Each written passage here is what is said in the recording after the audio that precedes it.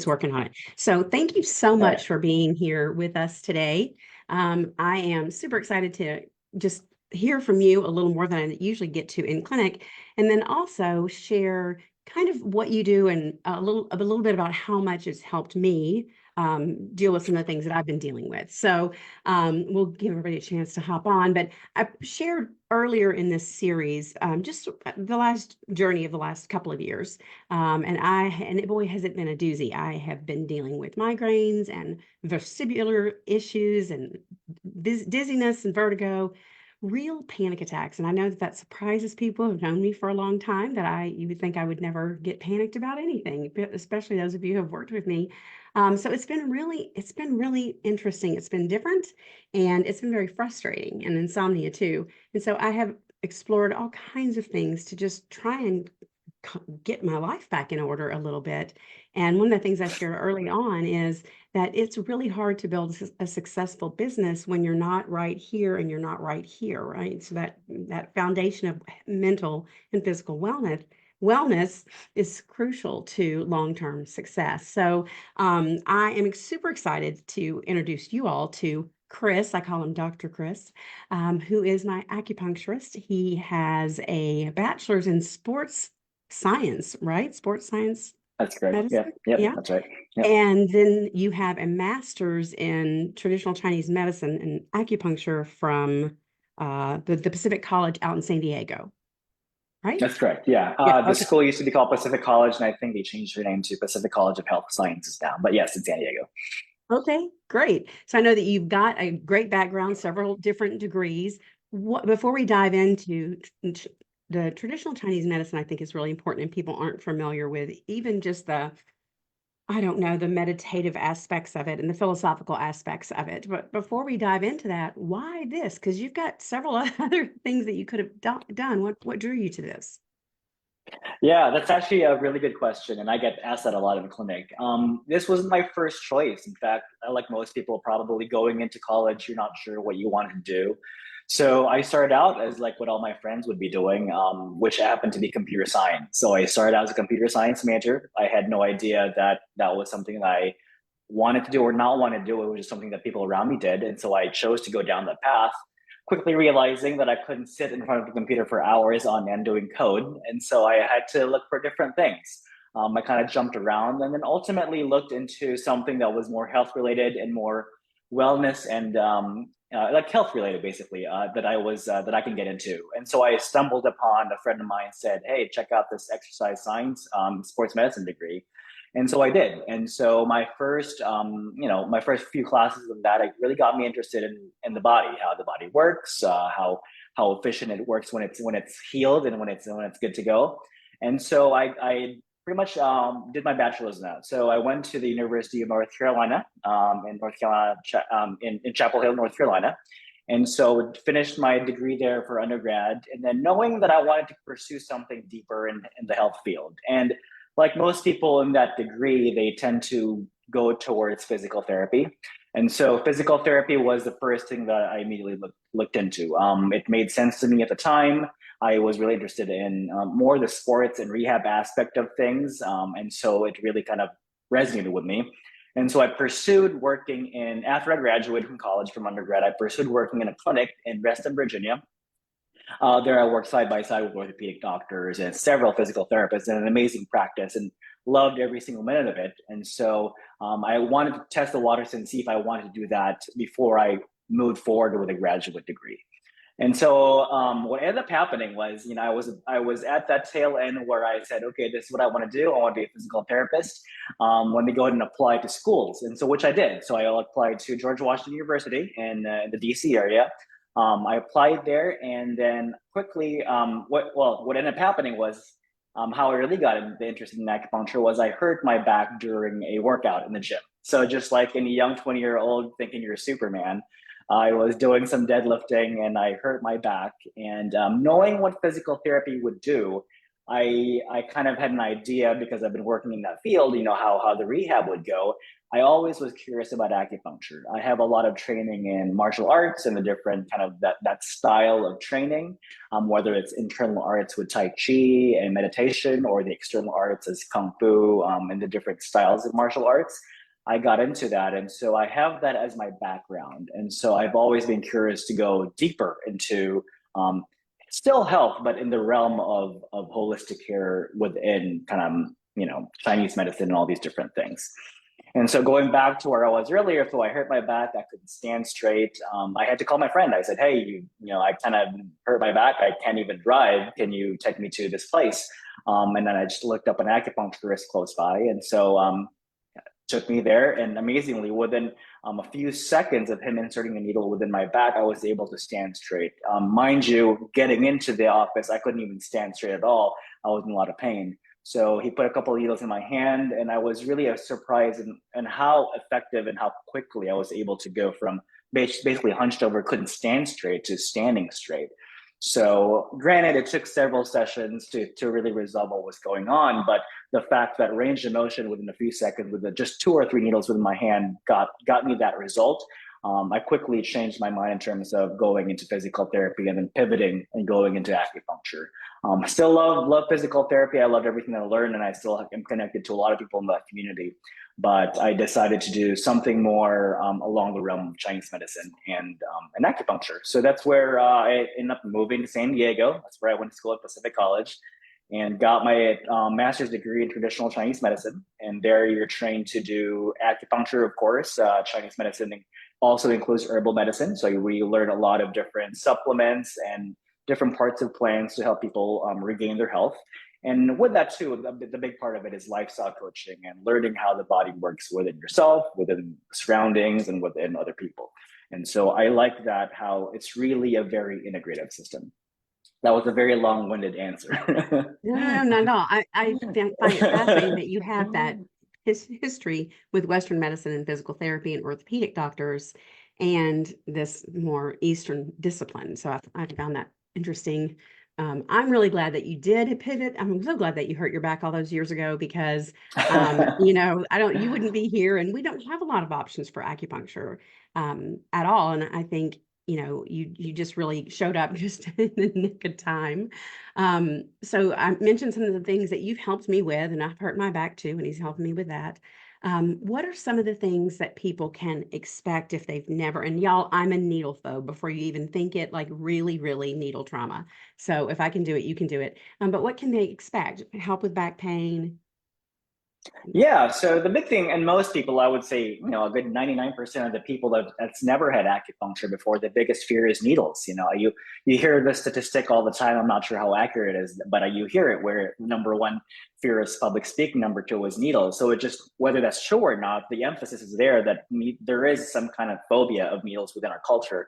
And so that's understandable. So the first thing that people are concerned about is, does it hurt? What will it feel like, and will I even like it? And so these are the common things that I always get.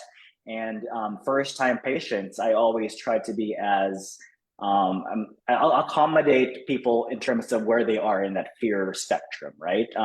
At the end of it all, it's really not that it's not that painful. You won't feel much of anything. It's, if anything, most people will end up falling asleep, and people find that hard to believe, that how can needles you pinned down there on a treatment table will allow you to fall asleep. It might be the opposite in most people's minds, right? But because of how the mechanisms of acupuncture works and how the body responds to it, it really is a very relaxing experience, despite the fact that intellectually we'll think needles and something different, something fearful and not relaxing. And so I would say to people, if you're interested in trying acupuncture, definitely come in. I always work with people who are hesitant because of it, but at the end of the day, it's really, your body will respond well. You'll feel relaxed. You'll be able to relieve the symptoms you're coming in for and continue that healing process along the way. And so it's an open conversation. I tell people, hey, if there's something uncomfortable, please let me know. And the reason that's important is when you're laying there, typically treatments are about 45 minutes long. Once you're laying there and something bothers you, it's counterproductive for it to be painful and uncomfortable, because then we're trying to get your body to a state of relaxation. That's where the body truly heals. And if something is continuously bothering you, the opposite will happen. You'll tighten up, you'll feel tense. And so that's definitely what we don't want that. And I have very open communication with patients. Once they're there, I keep checking on them, making sure that we'll adjust what needs to be adjusted. And again, the first treatment is typically the most uncomfortable one, probably because it's all foreign, it's all new. But once people start getting into it, they'll realize that the benefits of it. And again, like what I said, most people end up just falling asleep, which is great. It is the most relaxed that I ever am, and I do my best thinking laying on the acupuncture table, and I never have anything to write on because I'm supposed to be relaxing, but it's like my mind, there's just a clarity. So anxiety, just for me, anxiety, insomnia, and I was having full-blown panic attacks, as you know, and most of these friends know. Back pain, what else can you address, or can acupuncture and Chinese medicine address for people that they might not Yeah, so like not no. Yeah, like what you said, like already mentioned, the most common thing is pain. That's what number one, the number one probably condition I see people in the clinic for, whether it's back pain, headaches, migraine, shoulder pain, anything you would think of in terms of an injury or chronic overuse. That's the number one. Close number two is anxiety and any kind of mental emotional disorders. Like what I said, going back to what I said earlier, it's the acupuncture as a treatment is very good at bringing you to that state of relaxation, because that's where healing happens. And so because it brings you to that state, automatically it's, any kind of mental emotional stuff that's going on, it really kind of it clears while you're there in the treatment table. And as you already mentioned, once you're there, you start thinking about different ideas and you get clarity, because clarity comes with calmness, right? So we can't be clear if our mind is racing, if our body is busy, if anything within our physiology is either stressed out, whether that's mental, emotional, or spiritual. Clarity doesn't come from that. And so so quickly, number two is any kind of anxiety, depression, different mental states. Allergies and digestive issues are probably close three that I see. So people come with GI disorders, whether that's pain in the stomach, bathroom disorders and things like that. Allergy, especially here in Tennessee, I am new to the area, so I've only been here for a year and a half, and so I've been told how, because of just the foliage here, the pollen count is high over here. So that's another thing that I treat people in the office. And what else? And fertility. So some people that's tried all sorts of different things to get pregnant and they are having no success, because acupuncture again gets the body to a state of recovery. It just helps your pregnancy be more efficient, right? And so with that said, if you think of the body in a as essentially as the system, if all systems are going green, all these different symptoms and conditions start to fade away. So that's why it's really pretty much any condition that you might find yourself in, it will help. And it depends where you are in the spectrum of the disease pattern, right? Obviously, if it's really far a long way, it might take longer. But if you're kind of closer in when it just started, it'll be quicker to resolve. And so yeah, acupuncture it is a system. I estimate to be 3,000 to 4,000-year-old medical system. As Chinese medicine, acupuncture being just one of the techniques, right? Like I mentioned earlier, there's herbal medicine and lifestyle coaching. So those are what they used back in the day before Western medicine came about. So if you think about it that way, what can it treat? Well, it should be able to treat everything in the human body, because that's what it was designed to do. I mean, I have a lot of success stories. If anyone wants to ask me for my personal experiences with any of these, I'm happy to share. And it is interesting what you said about it, that it brings us back to calm. And I think most of us in the US, and women are, I think, worse about it than men, is we wear stressed out as some kind of badge of honor. The more stress patches we have, the better job we are at being a wife and mom and whatever. I don't think we realize how stressed out we walk around through our day, and the toll that takes on our body, and how unhealthy it is for us. And so moving from that fight or flight, which is where most people live in a day, to that rest and digest place, of course things can begin to heal. You think more clearly and feel calmer. So before everyone rolls their eyes and says, "Oh, this is crazy, right? That can't possibly help." Would you describe for me? We had a conversation about your feeling on the approach of traditional Chinese or Eastern medicine versus that of Western medicine and how they go about treating ailments and Yeah. Our conversation was about that. And the biggest analogy that I tell patients is look at the two systems as one, TCM or traditional Chinese medicine or Eastern medicine, looks at the person like a garden, right? So that's the biggest analogy that I kind of compare it to. Eastern medicine, Eastern systems look at the body as a garden, or versus Western and modern medicine looks at the body as a mechanic, a car mechanic. And what does that mean? So if you look at what a gardener does for their garden, right? They make sure they're tending. It's more of a tending and paying attention to all the different nuances and details, right? Like the first of all, is the soil rich enough for the plant to grow? And then the next thing you look at is there enough sunlight for whatever plant it is that you're growing? Is there enough airflow that it needs? Are there enough microbes that are in the soil, enough worms that can actually support all the nutrients that needs to be moved from the soil into the plant?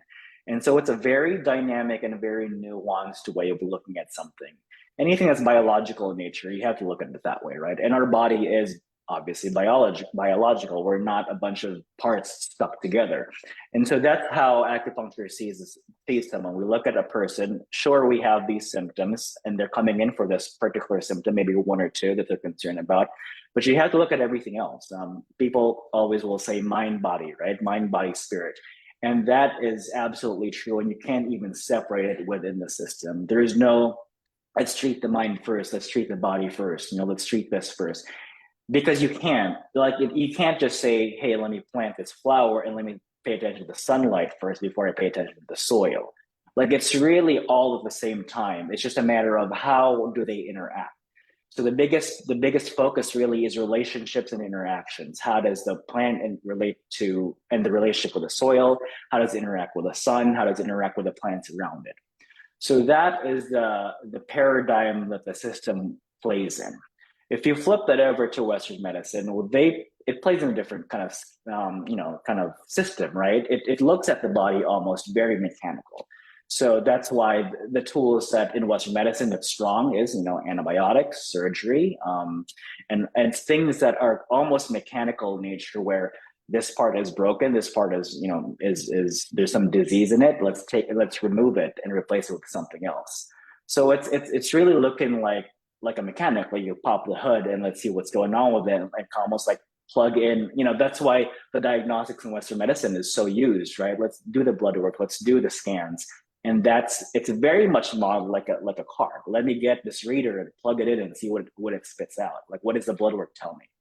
And so that's the biggest difference, is the replacing of whatever body part, maybe if it's appropriate, or a very, very strong medication or antibiotic that's being used. Along the same lines of antibiotic, the counterpart of that in Eastern medicine is the herbs, right? And I kind of want to touch on that actually, where the herbs, it's a 3,000 to 4,000 year old system, and it's been blended. The way it's being used, it's been so nuanced and perfected over time, that each part of the plant is in what will be called a formula. So you can't separate different formulas from each other, because their chemical reactions are important, right? Versus, again, looking into Western medicine, what are they looking for? They're looking for the strongest active ingredient, right? They're like, oh, this plant can fix inflammation. What's the active ingredient? Let's extract that from that plant and put it into a lab and 10x it, right? And that's the reason a lot of the times you get side effects, because it's just way too strong for the body to process. And you've taken out all the different supporting characters, the supporting plants that could be potentially be offsetting any of those side effects. And so again, that tells you that the interplay and the relationship and the interaction of all these different parts is very important, and you can't tease it out. And so I would say that would be the biggest difference between the two systems. And in case my doctor's watching, there's a place for Western medicine in our lives, but some of these other holistic things can be such a complement when we're not getting the results that we need, or when medications aren't working, or dealing with anxiety. There's really one answer. They want you to take medication. And if that's not something, if you don't want to go that route, there's some other things like this. And I'll tell you, never am I so relaxed than after 45 minutes of acupuncture. It's just unbelievable. I feel drugged. So while we're talking about that, tell us what's in those magic little needles that it can do that I can come in at a 10 and within 15 minutes, I'm fine, completely chilled out, needle phobe, laying there with needles in me. How does it work? Yeah. So a lot of people ask me because they get this reaction, right? Couple needles in there, you're pretty much like zonked out, essentially in cloud nine. How does it work, right? And the biggest question I get asked is, are there anything in the needles? It's like, what kind of medication is in there? And there's nothing. It's pretty much a solid piece of metal that it's really just meant for stimulation. And surely how it works is you put a couple of needles in, it works to stimulate the body. So if again, I kind of like talking in analogies because it helps people visualize how it's working. If you look at the needle and you look at, let's say, for example, a light switch and a light bulb, right? So the light in that example, a light switch would be the needle, the light bulb would be your brain, and then what connects the two. So in the light bulb situation, it's the wires. In our body, it's our nervous system, all the nerves. So you get your acupuncture, which is a switch, the nerves, which is the wires, and then the light bulb, which is our brain. So that's kind of like the connection in the loop, right? So you put a couple of needles in, you're sending that signal through the nervous system up into the brain. And the brain is basically, if you want to think of it as a computer, people typically use that analogy. It receives the information and it starts sending all these different chemicals into the bloodstream that do multitudes of things. The first thing is to relax the body. That's why people feel relaxed after it. So you feel a sense of calm. The next thing you know, the body starts increasing blood flow, increasing the size of all the blood vessels. So it's vasodilating the blood vessels to increase more flow to get the body in that state of relaxation. There's different chemicals that change, right? So like people hear about the hormone cortisol. So that's a common thing people talk about. So the cortisol should be kind of cyclical. So as you wake up in the morning, it should be a little bit higher. And as the day goes up, it should start to taper off. And so the acupuncture, it's by stimulating the brain, it supports the natural rhythm of the body. And it brings it back to the state where it's supposed to be. Because sometimes it's disrupted, whether or not because of injury or disease or lifestyle factors. It helps regulate that. So basically that's what it does. It stimulates the body in a way that the brain knows what to do. Like some people will say, we have a pharmacy in our bodies, right? Which is true. Well, we do have those chemicals within us. It's just a matter of, are you stimulating the body enough, or are you stimulating it appropriately for those chemicals to be released at the right time when the body needs it? And so, in the long story short, that's exactly how acupuncture works. It just helps the body heal itself. Now, what about people talk about the energy flows along the meridians? Is that your circuitry example? Yes, exactly. So and how that differentiates, it just depends on how you want to have that conversation, right? Because if you look, again, acupuncture is such an old system. 3,000 years ago, there was no nervous system and endocrine system and all these different systems. It's a kind of a newer, more Western labeling, right? Through the discovery of science over time. And so if you look at where the origins of it all, from China, the culture was different, the languaging was different. And so that's where you come in with ideas of the meridians and the energy flow. And if you really, they all parallel each other. It's just a matter of what paradigm or what frame you're looking into. So if you want to talk about in traditionally the Chinese sense, when you put the needle in, you release what they call blockages, right? So there are certain blockages in the body that prevent the body from healing, prevent the body from recovering. And so by doing that, the terminology is qi in the traditional sense. You release any blockages and you increase the qi flow. And so you can parallel that with what does that mean in the Western world? You increase blood flow and you increase all these neurotransmitters along the body that can promote healing. And so it's just another way of looking at it. I think sometimes people kind of get caught up on what is, because it's weird language, and it's within our culture, we don't have anything like it. And so it's sometimes it depends on who I'm talking to. If it's someone that's very well versed in that system, then yeah, that's the conversation I want to have. And if it's someone who's never been exposed to it, it'd be kind of hard to, they wouldn't be able to relate to what I'm talking about. So I'll bring it back to more biomedical terminology. And so, but either way, yeah, that's exactly right. It's bringing the body to a state of what's called balance, homeostasis, where the body can just recover and rest, and allow the natural healing process to occur. I really love about acupuncture that there is a focus on tracing out like the cause. Like there's a belief that everything has some kind of emotional underlying every ailment. Like you just don't have a headache. There's something else. But why do you have a headache? Not that you spend the time on that. You know where to put the needles, but the discipline understands I don't just have a headache. There's other things at play here that are contributing to a headache. And we're very much taught to go take Tylenol and, get over it. And when we don't take care of things in their infancy, kind of like you said, they become big things later on down the road. And this just keeps things balanced. And I just don't know where I would be if you hadn't decided to move to Hendersonville, Tennessee and open up an acupuncture shop, because we don't have that many here. And I know a lot of people that I know are not here. Could you give them a tip if they're thinking, okay, I want to try this acupuncture thing out. I'm not in Nashville. How do you even begin to go about finding someone who is certified, who's, really good and knows what they're doing in acupuncture?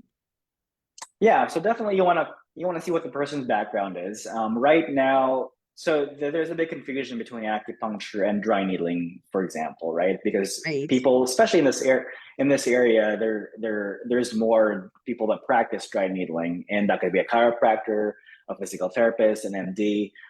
So dry needling is essentially, it depends on who you talk to. There's a little bit of a debate. It's not, I wouldn't say a debate, but depends on who you talk to, the way they describe it.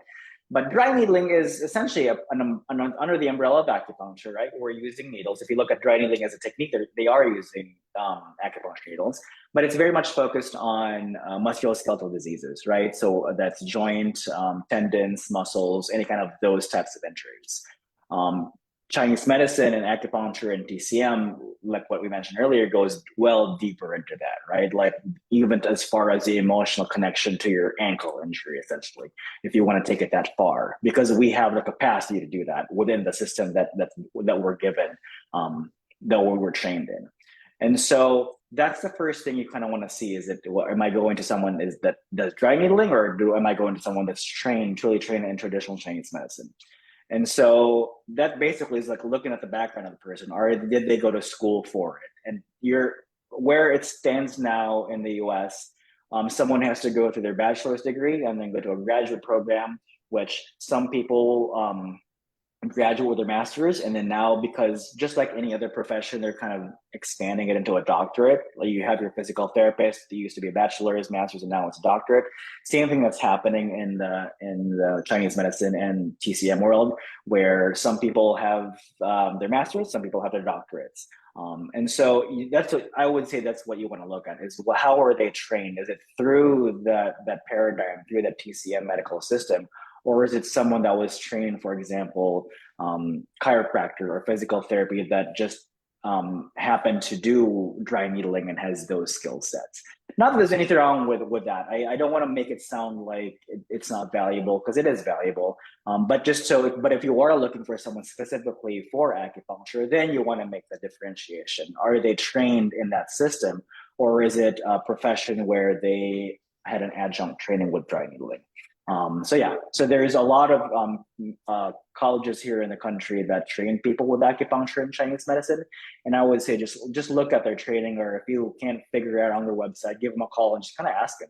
There's no harm in asking. It is your health, so you want to know who your provider is.